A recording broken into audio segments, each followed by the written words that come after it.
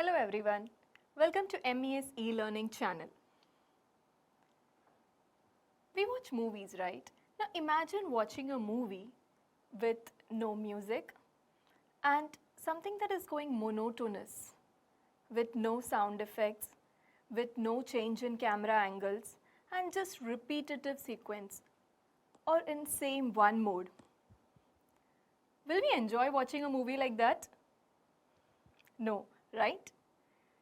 Same way, when a teacher is teaching in the class, and if it is just same way with no change in any style and in monotonous way, how will the student find it? Boring? So, in order to make your lessons more interesting and to engage the students in learning, we need to understand what is skill of stimulus variation. And in this session, we are going to learn this. Okay, so we know what is skill is the ability to do something, right? And stimulus. So the word stimulus is where something is creating a response or we get a response through that, an activity through which we create curiosity or a change, or we can say it is to invoke a response from the students, right? And variation, change in the style, right? So now I hope you understand what is skill of stimulus variation, right? So as a teacher in the classroom, how we use the skill of stimulus variation so that we engage our students in learning. So we need to get responses from the students. We need to evoke that energy from them, right? So for that, we will keep changing our style, or we'll use varied methods for that. Let's understand from the skill of stimulus variation how we can do it, right? So first, let's see the components for that. So first of all, when we are in the class, now imagine a teacher enters the class, she's going to teach a topic today and she's set ready and here in one position, okay? And she's continuously talking to the students, just standing in a position here. What will happen then? Probably the students at the back will be doing something in their own world and they'll think that the teacher is busy there and they'll not they'll be like in their own world and they'll not think that the teacher will walk towards them, right? Because they know now the teacher is not going to move from here. Then rather we have robots in the class just placed in a position. Yes or no? So as a teacher in the classroom, we need to move around.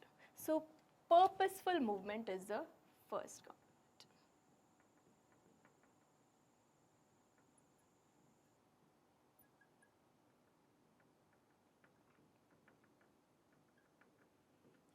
Okay, so purposeful movement is important. So I did not say just movement, purposeful movement. Purposeful movement in the sense the movement should have a meaning. Or else if it is just movement, then what if the teacher is continuously wandering around in the class? Then that is also not good, right? So purposeful movement is, suppose you are asking a question to the students and you will walk towards that student for that, right? So that is purposeful movement. Or you will just move towards the last benches and then come back to the area. And but always remember, when you're talking or when you're teaching or you're delivering a content, you should be in one position. It is not good to talk and keep moving simultaneously, right? We are doing this to get the attention of the students. Okay, so when I'm in a place, then the students are listening. Then after some time, you should move from that place to another, and it can be towards the student or it can be during the time of interaction also. And the teacher also will go back towards the board, write something, come back. All these movements are coming under this first one, that is purposeful movement. Okay, so this is clear. Now, the next one that we can do is using meaningful gestures. That is having right gestures. It can be through the facial expression, your use of body language and anything. Suppose you're just standing straight in a class and teaching, then no, right? You move your hands, you will show them, you will ask them to, if you're showing some teaching aid or you have something written on the blackboard, you will point your hands towards that. Now if I have something written here, I'll point my hands towards this. So that will help us in getting the attention of the students. So using meaningful gestures, even through your expressions. Now imagine an English teacher teaching a poem or a prose, and if there is no expression. If we are saying something about happiness and we just say like in a blank face, happy, then no, we show expression, right? We'll say, like if you are reading something, Charlie was very happy that day. Or Charlie was feeling sad. So even your expression matters. That also will help you to get attention from the students, right? So having right gestures or meaningful gestures is also important. Okay, so this was the second one. Now coming to the third one. So first you should have purposeful movement in the classroom. Then next is having meaningful gestures. In this it is your body movements, your facial expression and the body language that you carry, okay? So just standing like this, no. We move our hands, we even show our expressions, right? All this will come under this. Now next is change in interaction style. So what is change in interaction style? Now once the teacher is inside the classroom, I'm asking question, okay? So then and I'm asking a question to a pupil. The child stands and answers. So that is teacher and pupil interaction. So when I'm asking questions individually, then the interaction is between teacher and the pupil, right? Then, now if I have a question which is to a larger group or if in general to the class, so then it is teacher and group interaction. But now when we talk about communication, one-way communication is found to be not that effective, right? So we need to have two-way communication, which we are trying through teacher-pupil interaction. Now, we also should try to have pupil-pupil interaction in the classroom. So when you have a group discussion, so where you include pupil or you include your students also in the discussion, so there should be pupil-pupil interaction also. Okay, so that is change in interaction style. So first it was pupil, if you have teacher-pupil interaction, then make sure you have teacher-group interaction and also pupil-pupil interaction in your class. Okay, so there should not be only one interaction style that is followed. You should change your interaction style throughout your class. Now, after this, then the next one that we should pay attention to is use of various media. Now, when a teacher is just communicating, so there is only one mode, right? They are just listening. Now, when I use a teaching aid or I have a visual media, that is I have a teaching aid, I have some pictures, or it can be, the teaching aid can be in the form of pictures, or if I'm showing them some experiment, or else even if I'm using a PPT, then I'm having different media, I'm actually using different media in my teaching. So the student will look into the visual media also, and they are listening also. That will help them have a deeper understanding.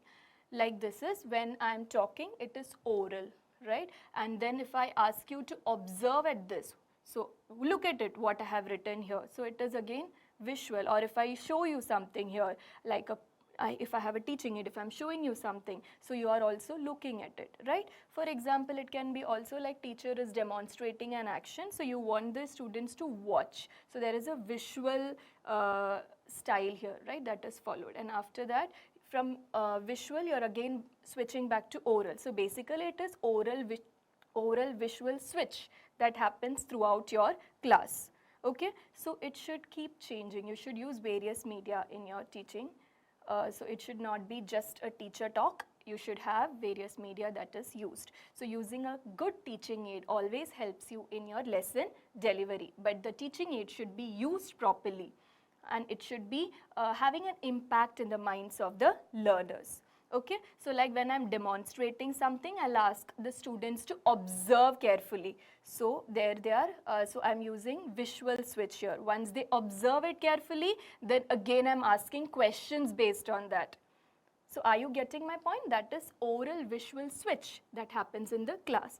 Same way when I'm using blackboard, I'm writing something on the blackboard and then coming back and talking. So there is a oral visual switch that happens, right? So that is also very important. So again, let's start from first, that is purposeful movement, where a teacher moves around purposefully in the class and then using meaningful gestures, and then change in interaction style, right? And use of various media. Another very, very important thing is the fifth one, which is voice modulation. So as I told you in the beginning also, like see, even when we communicate, if it is in just tone, we don't do that, right? Where we need to stress, we have a tone difference there. Or else when I said the skill of stimulus variation, so I'm stressing on one point, right? So voice modulation is also very important in teaching. So voice modulation will help in getting the students' attention throughout the class. Right? So they are listening to you. So you need to modulate your voice when you're talking to them. Stress, you should focus on the words that are very important, which needs to be like stressed on. So if you have an important content that you're delivering, in that there are some words which are very important. Stress on that word. Go slow, neither too fast nor very slow also. Like sometimes if you go very slow, it becomes boring. So you should have your pace, but you should know where to stress, where to focus on, where to pause, take a pause and then continue. But the pause or the silence should not be prolonged, because silence for a longer period of time also distracts the students, right? So that is also not correct. So you should have proper pause. You should know where to stop, where to focus on, where to stress, and where to modulate your voice, where to raise your tone, where to bring it down. Everything should be kept in your mind properly. Okay, so this will help you in making your lesson more engaging, and the students will also enjoy listening to you.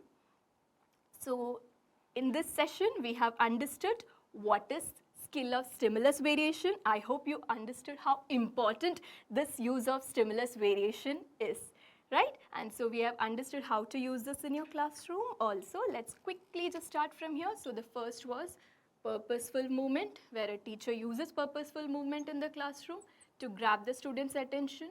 Use of meaningful gestures. Change in interaction style is where I told you how you will interact, teacher-pupil, and then teacher to the group, and pupil-pupil interaction. Use of various media in your classroom. So make sure you have the best teaching aid so that you make the lesson the best. And then a proper voice modulation is also very important. So it comes like having proper movement and using your right gestures, having good voice modulation. Keep changing your interaction style, use the proper media, and make your lesson engaging. And enjoy teaching so that students enjoy learning. So that's all in this session. Thank you for listening and have a good day.